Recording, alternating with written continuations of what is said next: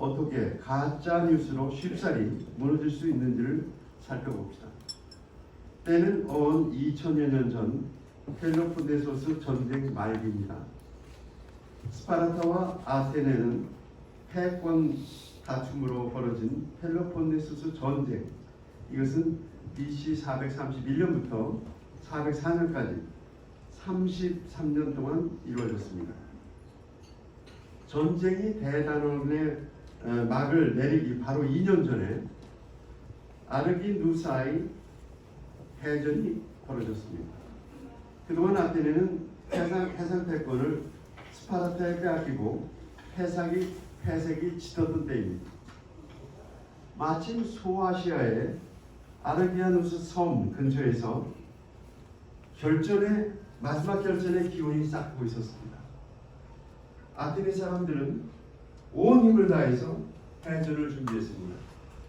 금으로 만들어진 승리의 신 니케의 상까지 녹여가며 신전에 붙어있던 금붙이라는 굽지를 모두 떼어내서 전쟁 경비를 마련했습니다.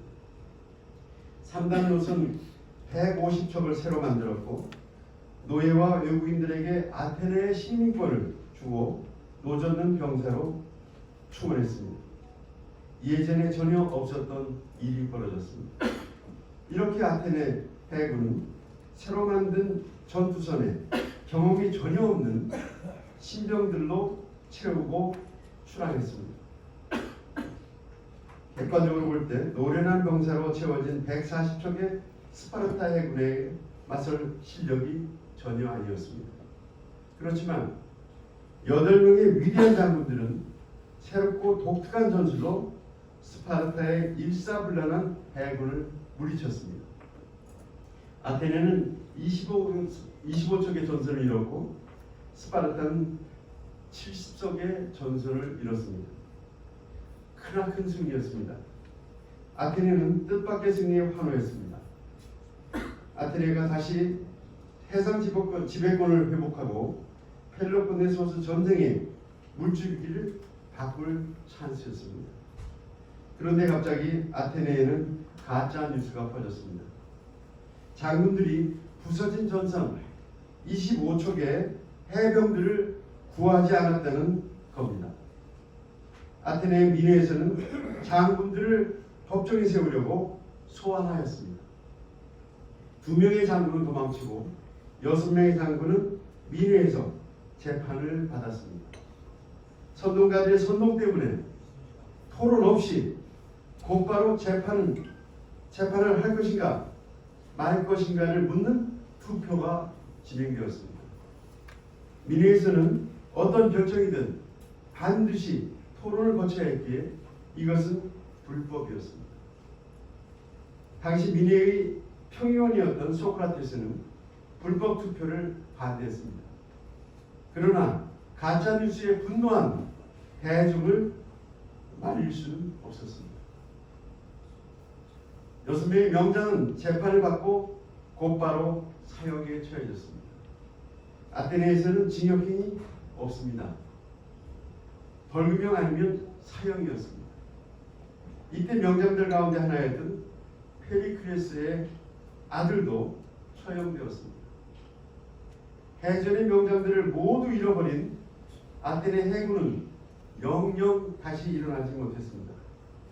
2년 뒤에 아테네는 스파르타에 항복하고 펠로폰네소스 전쟁은 막을 내렸습니다. 사실은 이러했습니다. 아테네 장군들은 선단을 나누어 일부는 퇴역하는 스파르타 전선들을 쫓고 일부는 바다에 떠있는 아테네 해병을 구하기로 하였습니다. 그러나 갑자기 폭풍이 일어나 이도 저도 못했습니다. 이런 사실을 감추고 선동가들이 가짜 뉴스를 퍼뜨렸던 겁니다. 대중들은 위대한 장군들이 처형되자마자 곧바로 크게 깨달았습니다. 크게 잘못했다는 걸 깨달았습니다. 가슴을 치고 울고불고 해야지만 때는 이미 늦었습니다. 스파르타가 노련한 장군을 사령관으로 임명하자 아테네의 전함들은 추풍낙엽이 되었습니다. 이렇게 가짜 뉴스는 국가를 한순간에 망쳐놓습니다. 대한민국도 가짜 뉴스에 취약합니다. 가짜 뉴스를 살포하는 선동 세력이 국민의 신임을 요구하고 있습니다. 대한민국은 무서운 병에 걸려 있습니다. 대한민국도 한순간에 쓰러질 수 있습니다. 건국 70년 동안 흘린 피와 땀의 금자탑이 무너지고 나면 국민들이 뉘우쳐도 소용이 없습니다. 어떻게 해야겠습니까? 시민포럼 폴리토크는 가짜 뉴스를 퍼뜨리는 정치 세력에 맞서 싸우고자 합니다.